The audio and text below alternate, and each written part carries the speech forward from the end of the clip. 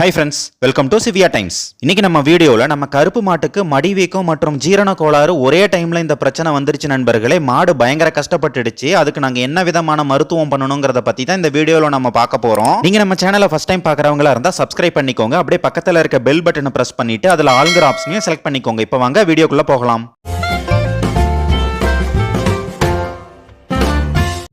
இதுதான் நண்பர்களே நம்ம கருப்பு மாடு போட்ட கண்ணுக்குட்டி. இந்த கண்ணுக்குட்டி போட்டு ஒரு 2-3 நாள் தான் ஆகுது. இது வந்து ஒரு காளை கண்ணுக்குட்டி தான். பொதுவாக மாடுகள் கண்ணு போடுற டைமில் காம்புகள் நல்லா சுரந்துக்கிட்டு மடியும் நல்லா பெருசாக இருக்கும். அதே மாதிரி தான் இந்த டைம் இந்த மாடு கண்ணு போடும்போது மடி நல்லா பெருசாக இருந்தது. இந்த மாடு கொஞ்சம் பெரிய சைஸ் மாடாக இருக்கிறதுனால மடியும் கொஞ்சம் பெருசாக தான் இருக்கும். ஆனால் கண்ணு போட்டதுக்கப்புறம் பால் நிறையா இருக்கும் அப்படின்னு சொல்லி நாங்கள் எதிர்பார்த்தோம். ஆனால் கண்ணு போட்டதுக்கப்புறம் கண்ணுக்குட்டிக்கு கூட பால் இல்லாத அளவுக்கு வந்துட்டு பாலே சுத்தமாக இல்லை நண்பர்களே. கண்ணுக்குட்டிக்கே பால் எங்களால் கொடுக்க முடியலை. இங்கே பார்த்தீங்கன்னா மடியோட சைஸ் பார்த்தீங்கன்னா ஃபுல்லாக பால் இருக்கிற மாதிரி தெரியுது. இங்கே கிட்ட போயிட்டு நான் காம்பில் பால் கறந்து பார்க்குறேன் பாருங்க நண்பர்களே. சொட்டு சொட்டாக ரொம்ப கம்மியாக தான் வருது. பாலே சுத்தமாக வரல. ஏதோ இந்த ஒரு காம்பில் தான் அடைப்பு இருக்கிறதுனால பால் வரலையோ என்னமோன்னு நீங்கள் நினைக்கலாம். ஆனால் எல்லா காம்புலையும் நான் கறந்து பார்த்துட்டேன். எந்த காம்புலையுமே பால் வரல. சும்மா சொட்டு சொட்டாக தான் வந்தது. அதே மாதிரி மாட்டோடைய மடியை நம்ம அழுத்தி பார்க்கும்போது வீக்கம் இருக்கிறது நமக்கே தெரிஞ்சது. நல்லா கல் மாதிரி இருந்தது. கை கூட அழுந்தாத அளவுக்கு கல் மாதிரி இருந்தது. இந்த மாதிரி பிரச்சனை வந்ததுக்கப்புறம் கண்ணுக்குட்டிக்கு கூட சுத்தமாக பால் கொடுக்க முடியல மாடுகளால். மாட்டில் சுத்தமாக பால் இல்லாததுனால நாங்கள் பாட்டில் பால் தான் கொடுக்க வேண்டிய நிலைமை ஆயிடுச்சு.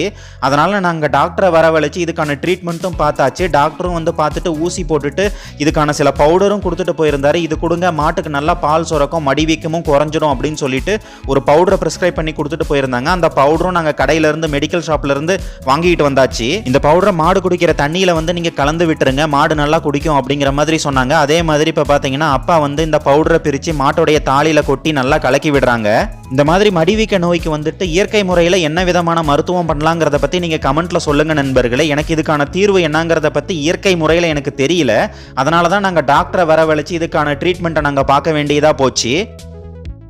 பொதுவாக நம்மக்கிட்ட இருக்கிற இந்த கருப்பு மாடு வந்து மாட்டுக்கு தண்ணி காட்டுறதுக்கு அவுத்து விட்டோம்னா நம்மளையவே சேர்த்து இழுத்துக்கிட்டு போகிற அளவுக்கு ரொம்பவே ஆர்வமாக தண்ணி குடிக்கிறதுக்காக இழுத்துக்கிட்டு போவோம். இங்கே பார்த்தீங்கன்னா மடிவீக்கம் பிரச்சனை இருந்தாலும் உடம்புல தொந்தரவு இருந்தாலும் தண்ணி குடிக்கிறதுக்கு எவ்வளோ ஆர்வமாக இழுத்துக்கிட்டு போய் குடிச்சிக்கிட்டு இருக்குது பாருங்க. அதே மாதிரி தண்ணி குடிக்கிறதும் ரொம்பவே வேகமாக குடிச்சிடும் நண்பர்களே. நம்ம கையை விட்டு அலசி விடணுங்கிற அவசியமே இல்லை. டக்கு டக்குன்னு தண்ணியை குடிச்சிட்டு கீழே இருக்கிற தவிடு புண்ணாக்கு எல்லாத்தையும் நல்லாவே சாப்பிட்ரும். இங்கே பார்த்தீங்கன்னா மாட்டை கொண்டு வந்து நம்ம தாலியில் கட்டிட்டு ஒரு 5 நிமிஷம் கூட அவ்வளோ அந்த பக்கம் போயிட்டு வந்து பார்க்கறதுக்குள்ள ஒரு தாலி தண்ணியை சுத்தமாக குடிச்சிட்டு தண்ணி பார்த்தீங்கன்னா அடியில் போயிடுச்சு, ரொம்ப கீழே போயிடுச்சு. கீழே இருக்கிறது எல்லாத்தையும் இப்போ அரிச்சு சாப்பிட்டுக்கிட்டு இருக்குது. கண்ணுக்குட்டியும் மாட்டுக்கிட்ட எவ்வளவோ பால் குடிக்க ட்ரை பண்ணி பார்க்குது. பால் சுத்தமாக வரல. வயிறு ரொம்ப ஒட்டி போயிடுச்சு. பார்க்குறதுக்கே பாவமாக இருக்குது. இங்கே பார்த்தீங்கன்னா அம்மா வந்து ஒரு புட்டி பாட்டிலில் வந்துட்டு பால் ஊற்றி கொண்டு போய் கண்ணுக்குட்டிக்கு கொடுக்கறதுக்காக எடுத்துக்கிட்டு போயிட்டு இருக்கிறாங்க.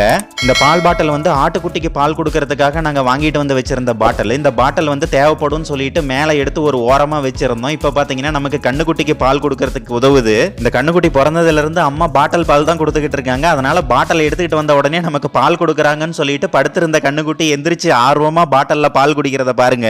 நம்மள மாதிரி மாடுகள் கம்மிய எண்ணிக்கையில வச்சிருக்கிறவங்க பால் கறக்கிறதுக்கு முன்னாடி கண்ணுக்குட்டி அவுத்து விட்டு கண்ணுக்குட்டி பால் குடிச்சதுக்கு அப்புறம் தான் நம்ம மாட்டுல இருந்து பால் கறப்போம். ஆனா பெரிய லெவல்ல பண்ண வச்சிருக்கவங்க நூத்துக்கணக்கான மாடுகள் வச்சிருப்பாங்க. அந்த எல்லா மாட்டுக்கும் கண்ணுக்குட்டி அவுத்து விட்டு பால் கறக்கிறது கஷ்டங்கிறதுனால டைரக்டா வந்து மாட்டோடைய காம்புல மிஷின் போட்டு கறக்க ஆரம்பிச்சிருவாங்க. எல்லா பாலையும் கறந்து முடிச்சதுக்கு அப்புறம் ஒரு பெரிய ட்ரம்ல வந்து அந்த பாலை ஊத்திட்டு அதுக்கப்புறம் வந்துட்டு அதுல இருந்து பைப் கனெக்ஷன் போட்டு வந்துட்டு இந்த மாதிரி நிப்பிள் அட்டாச் பண்ணி வச்சிருப்பாங்க. அதுக்கப்புறம் கண்ணுக்குட்டியை திறந்து விடுவாங்க. அதுங்க எல்லாம் திபு திபுன்னு ஓடி போய் மாட்டுக்கிட்ட பால் குடிக்கிற மாதிரி அந்த பாட்டில் பாலை குடிச்சிக்கிட்டு இருக்கிறோம். பொதுவாக அந்த மாதிரியான மெத்தட் வந்து வெளிநாட்டில் தான் அதிகமாக ஃபாலோ பண்ணுறாங்க. நான் நிறைய யூடியூப் வீடியோவில் அந்த மாதிரி பார்த்துருக்கேன். பெரிய பண்ண மாதிரி ஃபேக்டரி மாதிரி வச்சு அதை பராமரிச்சுக்கிட்டு இருப்பாங்க.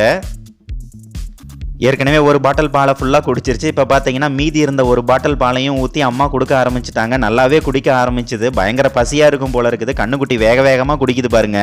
நான் ஒரு சில ஏரியாவில் பார்த்துருக்கேன் நண்பர்களே. இந்த மாதிரி காளை கண்ணுக்குட்டி பிறந்ததுன்னா பிறந்த உடனே அந்த கண்ணுக்குட்டியை வந்து கசாப்பு கடைக்கு வித்துறாங்க நண்பர்களே. அது பார்க்கறதுக்கே ரொம்பவே பாவமாக இருக்கும் நமக்கு.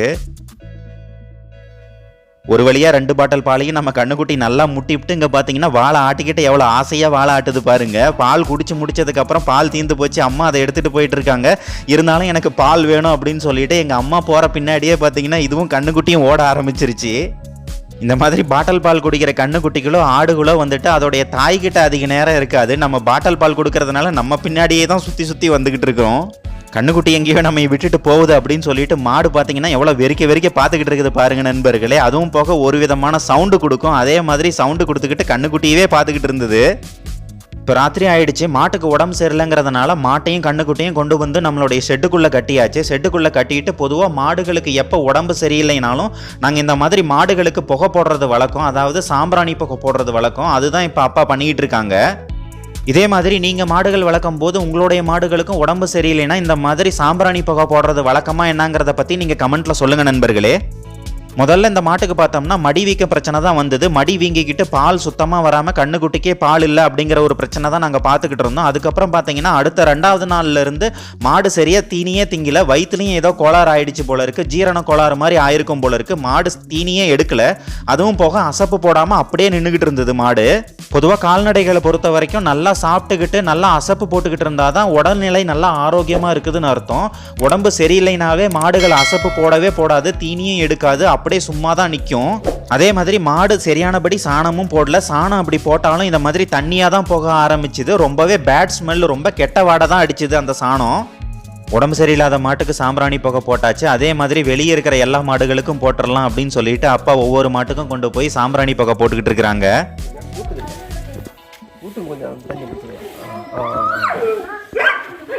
அப்படியே கையில் இப்படி ஊர்படுத்தி பாருங்க. அவ்வளோலாம் போட்டு தாங்காது மாடு. மாடு இன்னும்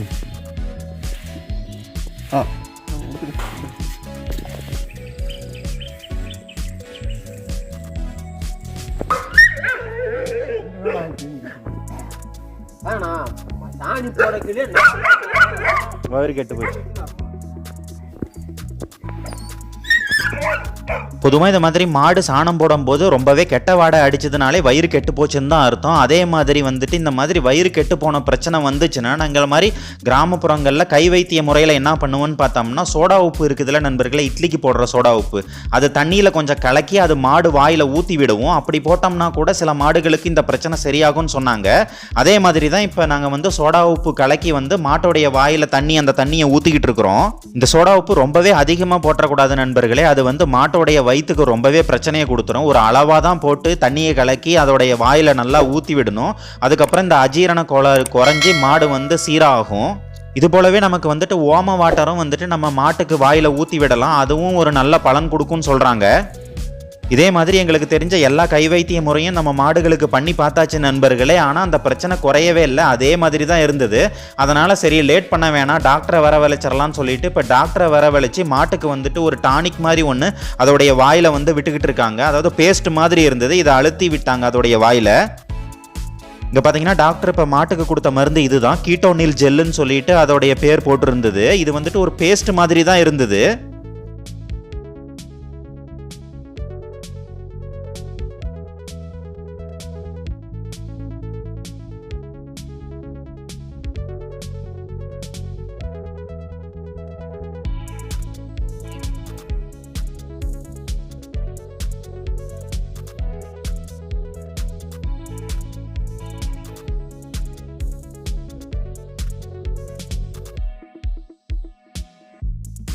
இது கூடவே அப்பா டெய்லியும் வந்துட்டு இந்த மாட்டுக்கு வந்துட்டு சாம்பிராணி புகை போடுறத நிறுத்தவே இல்லை. டெய்லியும் காலையிலையும் சாயங்காலமும் மதியமும் வந்துட்டு சாம்பிராணி புகை மாட்டுக்கு போட்டுக்கிட்டே தான் இருந்தாங்க. கூட ஹெல்ப்புக்கு என்னுடைய தங்கச்சி பையனையும் கூப்பிட்டுக்கிட்டாங்க. அவனுக்குலாம் இப்போ ஸ்கூல் லீவுங்கிறதுனால இங்கே வீட்டுக்கு வந்திருந்தான். அவனையும் கூட ஹெல்ப்புக்கு கூப்பிட்டுக்கிட்டாங்க. சாம்பிராணி பவுடரை கொண்டு வாடா, அதை கொண்டு வாடா, இதை கொண்டு வாடான்னு அவனை கூப்பிட்டு வேலை வச்சுக்கிட்டே தான் இருந்தாங்க. மாட்டுக்கு அந்த ஜெல்லை கொடுத்துட்டு டாக்டர் போகிறப்ப வந்துட்டு மாத்திரையும் கொடுத்துட்டு போயிருந்தாங்க. இந்த மாத்திரையை வந்து மாட்டுக்கு கொடுங்க அப்படின்னு சொல்லிட்டு மாத்திரை ப்ரிஸ்கிரைப் பண்ணி கொடுத்துட்டு போயிருந்தாங்க. இப்போ வந்து அப்பா மாட்டுக்கு இந்த மாத்திரையை கொடுக்கறதுக்கு தான் ரெடி பண்ணிக்கிட்டு இருக்காங்க. நாங்கள் எப்போ மாட்டுக்கு மாத்திரை கொடுக்கறதா இருந்தாலும் இந்த மாதிரி வாழைப்பழத்துக்குள்ள அந்த மாத்திரையை வச்சு அதுக்கப்புறம் தான் மாட்டுக்கு கொடுப்போம். அப்போ தான் நம்ம மாடு வந்துட்டு அதை வேஸ்ட் பண்ணாமல் ஒழுங்காக சாப்பிட்டுது. சில மாடுகள் பக்கத்தில் நம்ம வாழைப்பழம் கொண்டு போனாலே நம்ம கையிலேருந்தே பிடுங்கி சாப்பிட்றோம். ஆனால் இந்த மாடு வந்து சரியானபடி சாப்பிடாதுங்கிறதுனால மூக்கணாங்கயிறை பிடிச்சி மாட்டுக்கு இந்த வாழைப்பழத்தை ஊட்டி விட்டுக்கிட்டு இருக்காங்க. நம்ம அப்படியே வாழைப்பழத்தை கொடுத்துட்டு வந்தோம்னா சில மாடுகள் என்ன பண்ணுன்னு பார்த்தோம்னா பழத்தை மட்டும் சாப்பிட்டுட்டு உள்ளே இருக்கிற மாத்திரையை வெளியே துப்பிடும். அதனால் நம்ம கொஞ்சம் ஜாக்கிரதையாக பக்கத்தில் இருந்து பார்க்கணும். மாத்திரை சுத்தமாக சாப்பிட்டு மாடு நல்லா முழுங்கினதுக்கப்புறம் தான் அங்கேருந்து நம்ம வரணும். மாட்டுக்கு மாத்திரையை கொடுத்து முடிச்சதுக்கப்புறம் தட்டு போட்டு பார்க்கலாம், பச்சை தீவனம் போட்டால் மாடு நல்லா சாப்பிடுதா என்ன பண்ணுதுன்னு பார்க்கலாங்கிறதுக்காக அப்பா கொஞ்சம் தட்டு அள்ளிக்கிட்டு வந்து மாட்டுக்கு போட்டிருந்தாங்க. ஆனால் மோந்து பார்த்துக்கிட்டு கொஞ்சமாக தான் எடுத்து சாப்பிட்டுது. ஆனால் உடம்பு நல்லா இருக்கிற டைமில் தட்டு போட்டோம்னா வேகமாக அவசரமாக சாப்பிடும், நல்லா விரும்பி சாப்பிடும். ஆனால் இப்போ பார்த்தீங்கன்னா ரொம்பவே பொறுமையாக தான் சாப்பிடுது. மாட்டுக்கு மடிவீக்கம் பிரச்சனை வந்ததுல இருந்துட்டு மாட்டில் வந்து சுத்தமாக பாலே இல்லைங்கிறத நம்ம பார்த்துருப்போம். பால் கறந்தா கூட ஒரு அரை டம்ளர் பால் கூட வரமாட்டேங்குது. அதனால் டாக்டர் வந்துட்டு இதுக்கு நிறைய சப்ளிமெண்ட், அதாவது சத்து மாத்திரை, சத்து டானிக் அந்த மாதிரி நிறைய எழுதி கொடுத்துட்டு போயிருந்தாங்க. அதையும் நாங்கள் கொஞ்சமாக கொடுத்து பார்த்து ட்ரை பண்ணிகிட்டு இருக்கிறோம். இந்த மாட்டுக்கும் கொஞ்சம் வயசாயிடுச்சு நண்பர்களே, இள வயசு மாடு இல்லை. அதனால் வந்து சத்து குறைபாடும் நிறையாவே இருக்கும் வயசான மாடுகளுக்கு. அதே மாதிரி ஒரு பிரச்சனை தான் இந்த மாட்டுக்கு. கால்சியம் சத்துமே ரொம்ப கம்மியாக இருக்குதுன்னு சொல்லிட்டு போயிருந்தாங்க. அதே மாதிரி கால்சியம் ஊசியும் போட்டுட்டு போயிருந்தாங்க. அதுக்கப்புறம் கால்சியம் டானிக்கும் வந்துட்டு மெடிக்கலில் கிடைக்கும், அது வாங்கிட்டு வந்து நீங்கள் தண்ணி காட்டும் போது அதில் கொஞ்சம் ஊற்றி விடுங்க அப்படிங்கிற மாதிரியும் சொல்லிட்டு போயிருந்தாங்க. பொதுவாக நாங்கள் எங்களுடைய மாடுகள் எப்போ கண்ணு போட்டாலும் மாடு நல்லா கண்ணு போட்டதுக்கப்புறம் குளிப்பாட்டிட்டு மாட்டுக்கு தண்ணி காட்டுவோம். அப்படி தண்ணி காட்டும் போது வந்துட்டு கூழ் காய்ச்சி வைப்போம். அதாவது ராகி மாவு கடையில் வாங்கிட்டு வந்து அதை தண்ணியில் கலந்து நல்லா காய வச்சு கூழ் மாதிரி செஞ்சு மாடு தண்ணி குடிக்கும் போது அதை ஊற்றி விடுவோம். மாடும் நல்லா விரும்பி குடிக்கும். ஆனால் டாக்டர் வந்து பார்த்துட்டு என்ன சொன்னாங்கன்னா, இந்த மாதிரி மாவு சத்து அதிகமாக மாடுகளுக்கு கொடுக்காதுங்க, இந்த மாதிரி கூழ் காய்ச்சும் வைக்காதீங்க அப்படிங்கிற மாதிரி டாக்டர் சொல்லிட்டு போனாங்க. இந்த மாதிரி மாவு சத்து மாடுகளுக்கு நம்ம அதிகமாக கொடுத்தோம்னா ஒரு சில மாடுக்கு இது சேராமல் போயிடும் அப்படின்னு சொன்னார். அதனால தான் நீங்கள் கூழ் காய்ச்சி வச்சதுனால தான் இந்த மாதிரி வயிறு கெட்டு போச்சு அப்படிங்கிற மாதிரி எங்களை திட்டிட்டு போனார். ஆனால் இந்த மாதிரி கண்ணு போட்ட மாட்டுக்கு நாங்கள் கூழ் காய்ச்சி வச்சுறது இதுதான் முதல் தடவை இல்லை நண்பர்களே. நாங்கள் ரொம்ப வருஷமாக மாடுகள் வளர்த்துக்கிட்டு இருக்கோம். எப்போ கண்ணு போட்டாலும் இந்த மெத்தடு தான் நாங்கள் ஃபாலோ பண்ணிக்கிட்டு இருக்கோம். ஆனால் இது வரைக்கும் எந்த ஒரு மாட்டுக்கும் இந்த மாதிரி ஒரு பிரச்சனை வந்ததில்லை கண்ணு போட்ட புதுசில். இதே மாதிரி பிரச்சனை உங்களுடைய மாடுகளுக்கும் வந்திருக்குதாங்கிறத பற்றி கமெண்ட்டில் சொல்லுங்கள் நண்பர்களே. அதே மாதிரி மாடு கண்ணு போட்டதுக்கப்புறம் இந்த மாதிரி ராகி கூழ் நீங்களும் காய்ச்சி வைப்பீங்களாங்கிறத பற்றியும் கமெண்ட்ல சொல்லுங்க. அவ்வளோதான் நண்பர்களே இன்னைக்கான வீடியோ. இந்த வீடியோவை நீங்கள் முழுமையாக பார்த்ததுக்கு ரொம்பவே நன்றி. இந்த வீடியோ உங்களுக்கு பிடிச்சிருந்ததுன்னா லைக் பண்ணுங்க, உங்கள் ஃப்ரெண்ட்ஸுங்களுக்கு எல்லாத்துக்கும் ஷேர் பண்ணுங்க. மறக்காம நம்ம சிவியா டைம்ஸ் சேனலை சப்ஸ்கிரைப் பண்ணுங்க. தேங்க்யூ.